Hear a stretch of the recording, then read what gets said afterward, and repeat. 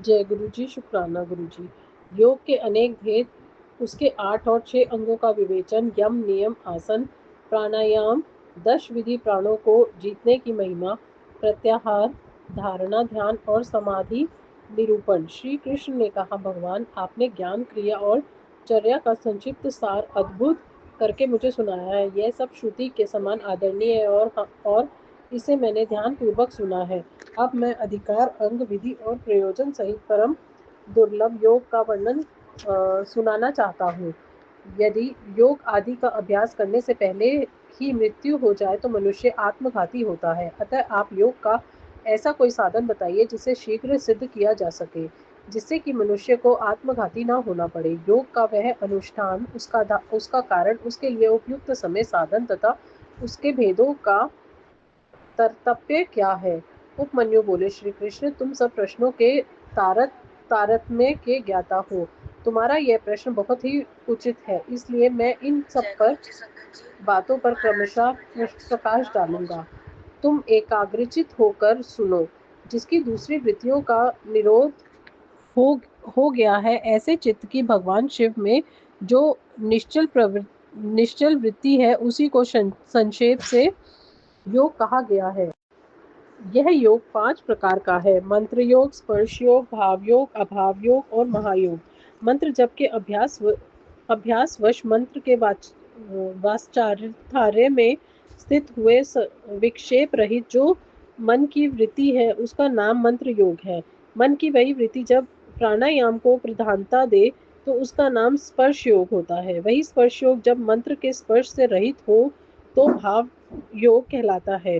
जिसे संपूर्ण विश्व के रूप मात्र का अवयव विलीन तिरोहित हो जाता है, उसे अभाव योग कहा गया है, क्योंकि उस समय सदुस्त का भी भान नहीं होता। जिसे एकमात्र उपाधि शून्य शिव स्वभाव का चिंतन किया गया है और मन की वृत्ति शिव में हो जाती है, उसे महायोग कहते हैं। देखे और सुने गए लौकिक और पारलौकिक विषयों की ओर से जिसका मन विरक्त हो गया है, उसी का योग में अधिकार है, दूसरे किसी का नहीं है। लौकिक और पारलौकिक दोनों विषयों के दोषों का और ईश्वर के गुणों का सदा ही दर्शन करने से मन विरक्त होता है। प्रायः सभी योग 8 या 6 अंगों से युक्त होते हैं: यम, नियम, स्वास्तिक आदि, आसन, प्राणायाम, प्रत्याहार, धारणा, ध्यान और समाधि। ये विद्वानों ने योग के 8 अंग बताए हैं: आसन, प्राणायाम, प्रत्याहार, धारणा, ध्यान और समाधि। ये थोड़े में योग के 6 लक्षण हैं। शिव शास्त्र में इनके पृथक पृथक लक्षण बताए गए हैं। अन्य शिव गमों में विशेषता कामिक आदि में, योग शास्त्रों में और कहीं कहीं पुराणों में भी इनके लक्षणों का वर्णन है। अहिंसा, सत्य, अस्तेत, ब्रह्मचर्य और उपहारी ग्रह, इन्हें सत्पुरुषों ने यम कहा है। इस प्रकार यम 5 अवयव के योग से युक्त है: शौच, संतोष, तप, जप, स्वाध्याय और प्राणिधाय। इन 5 भेदों से युक्त दूसरों योगांग को नियम कहा गया है। तात्पर्य यह है कि नियम अपने अंशों के भेद से 5 प्रकार का है। आसन के 8 भेद कहे गए हैं: स्वास्तिकासन, पद्मासन, अर्धचंद्रासन, वीरासन, योगासन, प्रसादितासन, पर्यकासन और उनकी रुचि के अनुसार आसन। अपने शरीर में प्रकट हुए जो वायु है, उसको प्राण कहते हैं। उसे रोकना ही उसका आयाम है। उस प्राणायाम के 3 भेद कहे गए हैं: रेचक, पूरक और कुटुंबक। नासिका के एक छिद्रों को दबाकर या बंद करके दूसरे से उदर स्थित वायु को बाहर निकाले, इस क्रिया को रेचक कहा गया है। फिर दूसरे नासिका छिद्र के द्वारा ब्रह्म वायु से शरीर को धोखने की भांति भरने, इसके वायु के पूरण की क्रिया होने के कारण इसे पूरक कहा गया है। जब साधक भीतर की वायु को ना तो छोड़ता है और ना ही बाहर की वायु को ग्रहण करता है, केवल भरे हुए घड़े की भांति अविचल भाव से स्थित रहता है, तब उस प्राणायाम को कुंभक का नाम दिया जाता है। योग के साधक को चाहिए कि वे रेचक आदि तीनों प्राणायाम को ना तो बहुत जल्दी जल्दी करे और ना ही बहुत धीरे से करे। साधना के लिए उद्युत हो कर्म योग से उसका अभ्यास करे। रेचक आदि में नाड़ी शोधन पूर्वक जो प्राणायाम का अभ्यास किया जाता है, उसे स्वेच्छा से उत्क्रमण उत्कर्मण्य पर्यंत करते रहना चाहिए। यह बात योग शास्त्र में बताई गई है। कनिष्ठ आदि के क्रम से प्राणायाम 4 प्रकार का कहा गया है। मात्रा और गुणों के विभाग उसे स्वेच्छा से उत्कर्मण्य पर्यंत करना चाहिए। यह बात योग शास्त्र में बताई गई है। कनिष्ठ आदि के क्रम से प्राणायाम 4 प्रकार का कहा गया है। मात्रा और गुणों के विभाग तारतम्य से ये भेद बनते हैं। 4 भेदों में से जो कन्यक या कनिष्ठ प्राणायाम है वह प्रथम उद्घात कहा गया है। इसमें 12 मात्राएं होती हैं। मध्यम प्राणायाम द्वितीय उद्घात है, उसमें 24 मात्राएं होती हैं। उत्तम श्रेणी का प्राणायाम तृतीय उद्घात है, उसमें 36 मात्राएं होती हैं। उससे भी श्रेष्ठ जो सर्वोत्कृष्ट चतुर्थ प्राणायाम है वह शरीर के स्वेद और काम आदि का जनक होता है। योगी के अंदर आनंद जनित रोमांच, नेत्रों से अश्रुपात, जलप भांति और मूर्छा आदि भाव प्रकट होते हैं। घुटने के चारों ओर प्रदक्षिण क्रम से ना बहुत जल्दी और ना ही बहुत धीरे धीरे चुटकी बजाएं। घुटने की एक परिक्रमा में जितनी देर तक चुटकी बजती है उस समय का मान 1 मात्रा है। मात्राओं को क्रमशः जानना चाहिए। उद्गात क्रम योग से नाड़ी शोधन पूर्वक प्राणायाम करना चाहिए। प्राणायाम के 2 भेद बताए गए हैं, अगर्भ और सगर्भ। जप और ध्यान के बिना किया गया प्राणायाम अगर्भ कहलाता है और जप तथा ध्यान के संयोग पूर्वक किए जाने वाले प्राणायाम को सगर्भ कहते हैं। अगर्भ से सगर्भ प्राणायाम 100 गुना अधिक उत्तम है, इसलिए योगी जन प्रायः सगर्भ प्राणायाम किया करते हैं। प्राण विजय से ही शरीर की वायु पर विजय पाई जा सकती है। प्राण अपान, समान, उदान, व्यान, नाग, कूर्म, कृकल, देवदत्त और धनंजय ये सब प्राण वायु है। प्राण प्रयाण करता है इसलिए इसे प्राण कहते हैं। जो कुछ भोजन किया जाता है उसे जो वायु नीचे ले जाती है उसको अपान कहते हैं। जो वायु संपूर्ण अंगों को बढ़ाती हुई उनमें व्याप्त करती है उसका नाम व्यान है। जो वायु मर्म स्थानों को उद्देशित करती है उसकी उद्दान संज्ञा है। जो वायु सब अंगों को संभाव से ले जाती है वह अपने उस सम्यन रूप कर्म से समान कहलाती है। मुख से कुछ उगलने में कारणभूत वायु को नाक कहा जाता है। आँख खोलने के व्यापार में कूर्म नामक वायु की स्थिति है। छींक में कृकल और जम्हाई में देवदत्त नामक वायु की स्थिति है। धनंजय नामक वायु संपूर्ण शरीर में व्याप्त रहती है, वह मृतिक शरीर को ही नहीं छोड़ती। क्रम से अभ्यास में लाया हुआ यह प्राणायाम जब उचित प्रमाण या मात्रा से युक्त हो जाता है तब वह कर्ता के सारे दोषों को दग्ध कर देता है और उसके शरीर की रक्षा करता है। प्राण पर विजय प्राप्त हो जाए तो उसमें प्रकट होने वाला चिन्हों को अच्छी तरह देखें। पहली बात यह होती है कि विष्ठा, मूत्र और कफनी मात्रा घटने लगती है। अधिक भोजन करने की शक्ति हो जाती है और विलंब से सांस चलती है। शरीर में हल्कापन आता है, शीघ्र चलने की शक्ति प्रकट होती है, हृदय में उत्साह बढ़ता है, स्वर में मिठास आती है, समस्त रोगों का नाश हो जाता है, बल, तेज और सौंदर्य की वृद्धि होती है, वृद्धि, मेघा, युवापन, स्थिरता और प्रसन्नता आदि है। तप, प्रायश्चित, यज्ञ, दान और व्रत आदि जितने भी साधन हैं ये प्राणायाम के 16वीं कला के बराबर नहीं है। अपने अपने विषय में आसक्त हुई इंद्रियों को वहां से हटाकर जो अपने भीतर निग्रहित करता है उस साधन को प्रत्याहार कहते हैं। मन और इंद्रियों को मनुष्य की स्वर्ग तथा नरक में ले जाने लगती है। यदि उन्हें वश में रखा जाए तो वह स्वर्ग की प्राप्ति कराती है और विषयों की ओर खाली छोड़ दिया जाए तो वह नरक में डालने वाली होती है। इसलिए सुख की इच्छा रखने वाला बुद्धिमान पुरुष को चाहिए कि वह ज्ञान, वैराग्य और आश्रय ले इंद्रिय रूपी अश्वों को शीघ्र ही काबू में करके स्वयं ही आत्मा का उद्धार करे। चित्त को किसी स्थान विशेष में बांधना, किसी ध्येय विशेष में स्थिर करना, यही संक्षेप में धारणा का स्वरूप है। एकमात्र शिव ही स्थान है, दूसरा नहीं, क्योंकि दूसरे स्थानों में त्रिविध दोष विद्यमान है। किसी नियमित काल तक स्थान रूपी शिव में स्थापित हुआ मन जब लक्ष्य से च्युत ना हो तो धारणा की सिद्धि समझना चाहिए, अन्यथा नहीं। मन पहले धारणा से ही स्थिर होता है, इसलिए धारणा के अभ्यास से मन को धीर बनाए। अब ध्यान की व्याख्या करते हैं। ध्यान में ध्यो चिंतायाम यह धातु माना गया है। इसी धातु से लृष्ट प्रत्यन प्रत्यन करने पर ध्यान की सिद्धि होती है। अतः विक्षेप रहित चित्त से जो शिव का बारंबार चिंतन करता है उसी का नाम ध्यान है। देह में स्थित हुई चित्त की जो ध्येयकार वृद्धि होती है और बीच में दूसरी वृत्ति अंतर नहीं डालती, उस ध्येयकार वृत्ति का प्रवाह रूप से बना रहना ध्यान कहलाता है। दूसरी सब वस्तुओं को छोड़कर केवल कल्याणकारी परम देव देवेश्वर शिव का ध्यान करना चाहिए। वे ही सबके परम देव है। यह अर्थ वेद की श्रुति का अंतिम निर्णय है। इसी प्रकार शिवा देवी भी परम देह है। ये दोनों शिवा और शिव संपूर्ण भूतों में व्याप्त है और श्रुति स्मृति एवं शास्त्रों से यह सुना गया है कि शिवा और शिव सर्वव्यापक सर्वदा उदित सर्वज्ञ एवं नाना रूपों में निरंतर ध्यान करने योग्य है। इस ध्यान के दो प्रयोजन जानने चाहिए। पहला है मोक्ष और दूसरा प्रयोजन है अणिमा आदि सिद्धियों की उपलब्धि। ध्याता ध्यान ध्येय और ध्यान प्रयोजन इन चारों का अच्छी तरह जानकर योग वेता पुरुष योग का अभ्यास करे।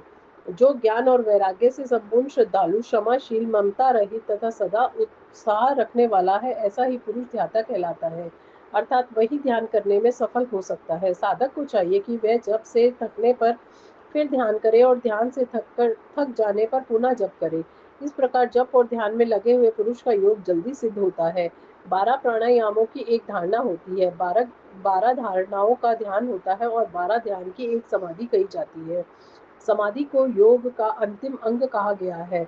समाधि से सर्वत्र बुद्धि का प्रकाश होता है। जिस ध्यान में केवल ध्येय ही अर्थ रूप से भासता है, ध्याता निश्चल महासागर के समान स्थिर भाव से स्थित रहता है और ध्यान रूप से शून्य सा हो जाता है, उसे समाधि कहते हैं। जो योगी ध्येय में चित्त को लगाकर सुस्तर भाव से उसे देखता है और बुझी हुई आग के समान शांत रहता है, वह समाधिस्थ कहलाता है। वह ना सुनता है, ना सूंघता है, ना बोलता है, ना देखता है, ना स्पर्श का अनुभव करता है, ना मन में संकल्प विकल्प करता है। वह उनमें अभिमान की वृत्ति का उदय होता है और ना वह बुद्धि के योग ही कुछ समझता है, केवल काष्ठ की भांति स्थित रहता है। इस तरह शिव में लीनचित हुए योगी को यहाँ समाधिस्थ कहा जाता है। जैसे वायु रहित स्थान में रखा हुआ दीपक कभी हिलता नहीं है, निस्पंद बना रहता है, उसी तरह समाधि निष्ठ शुद्ध चित्त योगी भी उस समाधि से कभी विचलित नहीं होता, सुस्थिर भाव से स्थिर रहता है। इस प्रकार उत्तम योग का अभ्यास करने वाले योगी के सारे अंतर्य शीघ्र नष्ट हो जाते हैं और संपूर्ण विघ्न भी धीरे धीरे दूर हो जाते हैं। योग मार्ग के विघ्न सिद्धि सूचक उपसर्ग और पृथ्वी से लेकर बुद्धि तत्व पर्यंत ऐश्वर्य गुणों का वर्णन, शिवा के ध्यान की महिमा।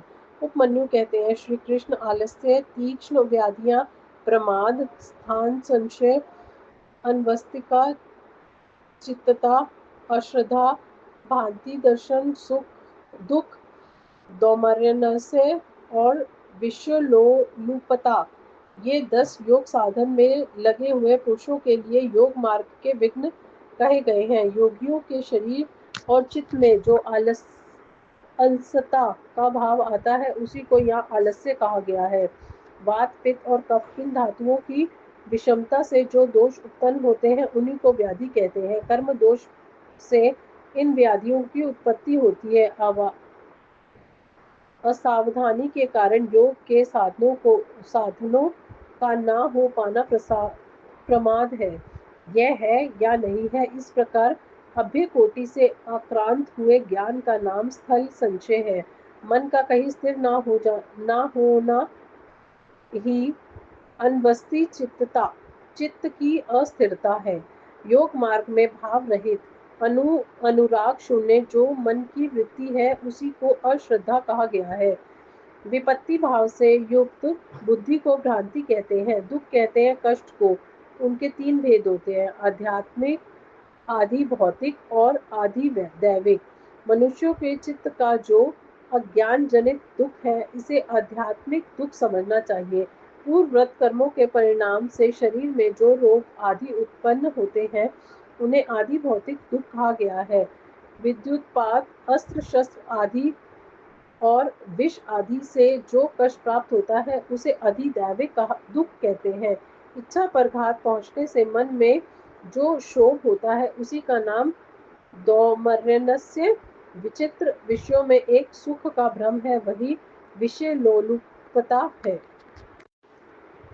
योग परायण योगी के इन विघ्नों के शांत हो जाने पर दिव्य उपसर्ग विघ्न प्राप्त होते हैं, जो सिद्धि के सूचक है। प्रतिभा, श्रवण, वार्ता, दर्शन, आस्वाद और वेदना, ये 6 प्रकार की सिद्धियां ही उपसर्ग कहलाती हैं, जो योग शक्ति के उपवेश में कारण होती है। जो पदार्थ उत्पन्न सूक्ष्म हो, किसी के ओट में हो, भूतकाल में रहा हो, बहुत दूर हो या भविष्य में होने वाला हो, उसका ठीक ठाक प्रतिभास ज्ञान हो जाना प्रतिभा कहलाता है। सुनने का प्रयत्न ना करने पर भी संपूर्ण शब्दों का सुनाई देना श्रवण कहा जाता है। समस्त देहधारियों की बातों को समझ लेना वार्ता है। दिव्य पदार्थों का बिना किसी प्रयत्न के दिखाई देना दर्शन कहा जाता है। दिव्य रसों का स्वाद प्राप्त होना आस्वाद्य कहलाता है। अंतःकरण के द्वारा दिव्य स्पर्शों का तथा ब्रह्मलोक तत्व के गन्नाथी दिव्य भोगों का अनुभव वेदना नाम से विख्यात है। सिद्ध योगी के पास स्वयं ही रत्न उपस्थित हो जाते हैं और बहुत सी वस्तुएं प्रदान करते हैं। मुख से इच्छा अनुसार नाना प्रकार की मधुर वाणी निकलती है। इस प्रकार के रसायन और दिव्य औषधियां सिद्ध हो जाती हैं। देवांगनाएं इस योगी को प्रणाम करके मनोवांछित वस्तु देती हैं। योग सिद्धि के एक देश का भी साक्षात्कार हो जाए तो मोमोक्ष में मन लग जाता है।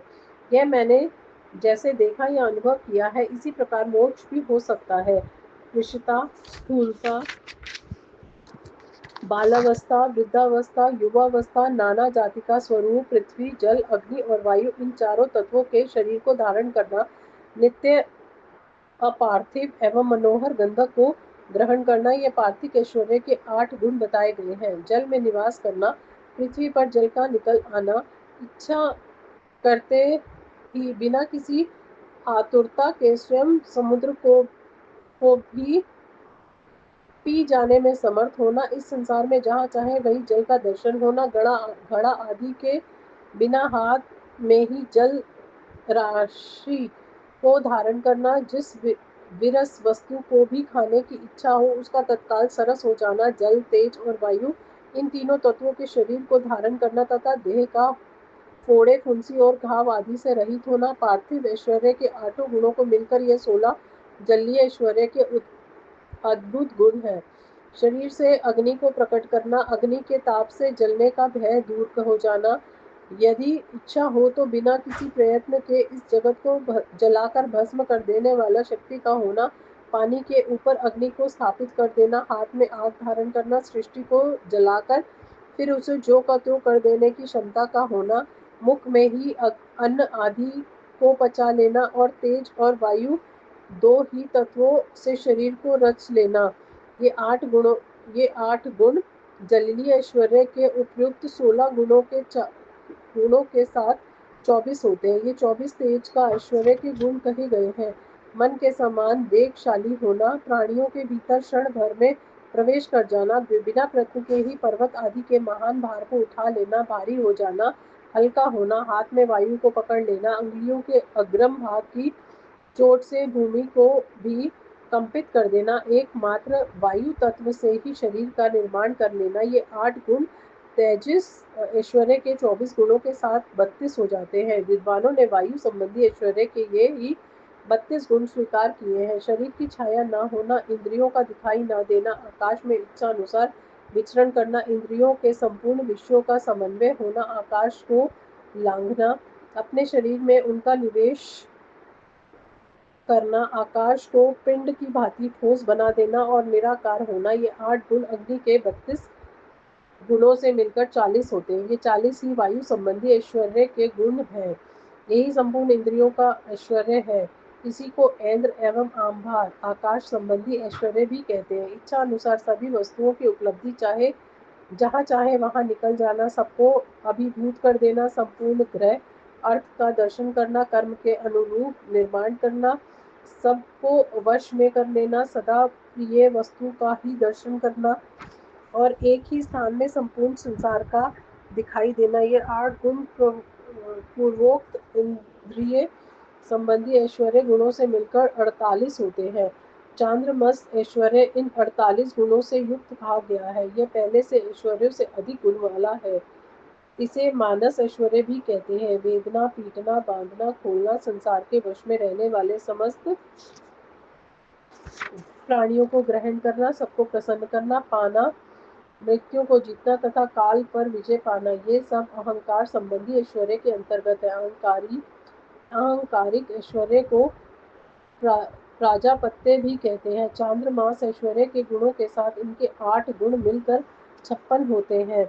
महान अभिमानिक ऐश्वर्य के ये ही 56 गुण है। संकल्प मात्र से सृष्टि रचना करना, पालन करना, संहार करना, सबके ऊपर अपना अधिकार स्थापित करना, प्राणियों के चित्त को प्रेरित करना, सबसे अनुपम करना, इस जगत में पृथक नए संसार की रचना कर लेना है तथा शुभ को अशुभ और अशुभ को शुभ कर देना, यह बौद्ध ऐश्वर्य है। प्रजापत्य ऐश्वर्य के गुणों को मिलाकर इसके 64 गुण होते हैं। इस बौद्ध ऐश्वर्य को ही ब्रह्म ऐश्वर्य भी कहते हैं। इससे उत्कृष्ट है गौण ऐश्वर्य, जिसे प्राकृत भी कहते हैं, उसी का नाम वैष्णव ऐश्वर्य है। तीनों लोकों का पालन उसी के अंतर्गत है। उस पूर्ण वैष्णव पदों को ना तो ब्रह्म कह सकते हैं और ना ही दूसरे ही उसका पूर्णतया वर्णन कर सकते हैं। उसी को पौरुषपत्र भी कहते हैं। गौण और पौरुषपत्र से उत्कृष्ट गण प्रतिपाद है, उसी को ईश्वर पद भी कहते हैं। उस प्रकार किंचित ज्ञान श्री विष्णु को है, दूसरे लोग उसे नहीं जान सकते। ये सारी विज्ञान सिद्धियां औपसर्गीय हैं, इन्हें परम वैराग्य द्वारा प्रयत्न पूर्वक रोकना चाहिए। इन अशुद्ध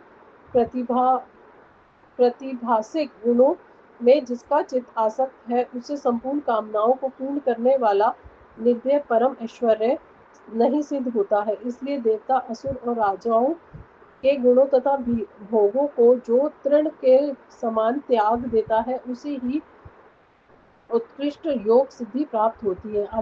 अथवा यदि जगत पर अनुग्रह करने की इच्छा हो तो वह योग सिद्धि मुनि इच्छा अनुसार विचरे। इस जीवन में गुणों और भोगों का उपयोग करके अंत में उसे मोक्ष की प्राप्ति होती है। अब मैं योग के प्रयोग का वर्णन करूंगा। एकाग्रचित होकर सुनो। शुभ काल हो, शुभ देश हो, भगवान शिव का क्षेत्र आदि हो, एकांत स्थान हो, जीव जंतु ना रहते हो, कोलाहल ना होता हो और किसी बाधा की संभावना ना हो, ऐसे स्थान में लिपि पुती सुंदर भूमिकाएं गंध और धूप आदि से सुवासित करके यहाँ फूल बिखेर दे। 14 आदि तान कर उसे विचित्र रीति से सजा दे तथा वहाँ कुश पुष्प समिधा जल फल और मूल की सुविधा हो।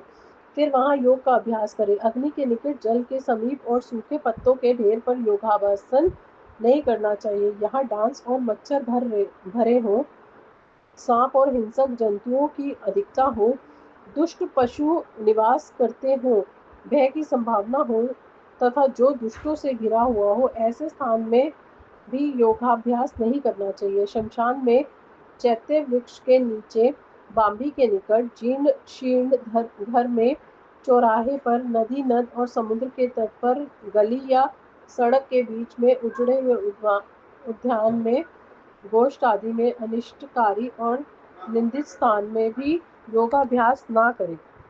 जब शरीर में अजीर्ण का कष्ट हो, हट्टी डकार आती हो, विष्ठा और मूत्र से शरीर दूषित हो, सर्दी हुई हो या अतिसार रोग का अधिक भोजन कर लिया हो या अधिक परिश्रम के कारण थकावट हुई हो, जब मनुष्य अत्यंत चिंता से व्याकुल हो, अधिक भूख प्यास सता रही हो और जब वह अपने गुरुजनों के कार्य आदि में लगा हो, उस अवस्था में भी योगाभ्यास नहीं करना चाहिए। जिसके आहार विहार उचित एवं परिमित हो, जो कर्मों में यथा योग्य समुचित चेष्टा करता हो तथा जो उचित समय से सोता और जागता हो एवं सर्वथा आयास रहित हो, उसी को योगाभ्यास में तत्पर होना चाहिए। आसन मुलायम, सुंदर, विस्तृत, सब ओर से बराबर और पवित्र होना चाहिए। पद्मासन और स्वास्तिका आसन आदि जो यौगिक आसन है, उन पर भी अभ्यास करना चाहिए। अपने आचार्य पर्यंत गुरुजनों की परंपरा को क्रमशः प्रणाम करके उनकी गर्दन, मस्तक और छाती को सीधी करें।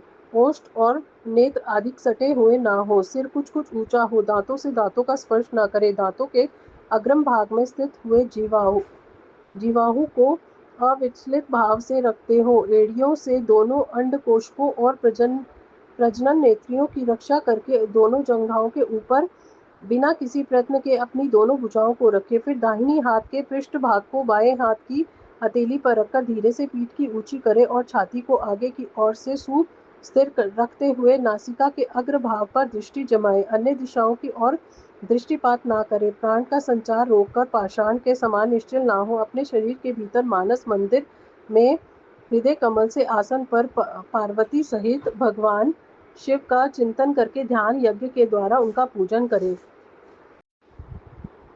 मूलाधार चक्र में नासिका के अग्रम भाग में, नाभि से कमंड में, तालुकों द्वारा छिद्रों में, भोगों के मध्यान्ह भाग में, द्वार देश में, ललाट में या मस्तक में शिव का चिंतन करें। शिवा और शिव के लिए यथोचित रीति से उत्तम आसन की कल्पना करके वहां सवारण या निरावरण शिव का स्मरण करें। द्विदल, चतुर्दल, षटदल, दशदल, द्वादल अथवा षोडश दल कमल के आसन पर विराजमान शिव का विधिवत स्मरण करना चाहिए। दोनों भुवों के मध्य भाग में द्विदल कमल है जो उद्भिद के समान प्रकाशमान और भ्रूम मध्य में स्थित जो कमल है उसके क्रमशः दक्षिण और उत्तर भाग में जो दो पत्ते हैं जो विद्युत के समान दीप्तिमान है, उनमें दो अंतिम वर्ण अ और श अंकित है। षोडश दल कमल के पत्ते 16 स्वरूप में, जिसमें अ से लेकर अह तक के अक्षर क्रमशः अंकित है। यह जो कमल है उनकी नाल के मूल भाग से 12 दल प्रस्फुटित हुए हैं, जिसके क से लेकर ठ तक के 12 अक्षर क्रमशः अंकित है। सूर्य के समान प्रकाशमान इस कमल के उन 12 दलों का अपने हृदय के भीतर ध्यान करना चाहिए। तत्पश्चात गो दुग्ध के समान उज्ज्वल कमल के 10 दलों का चिंतन करें।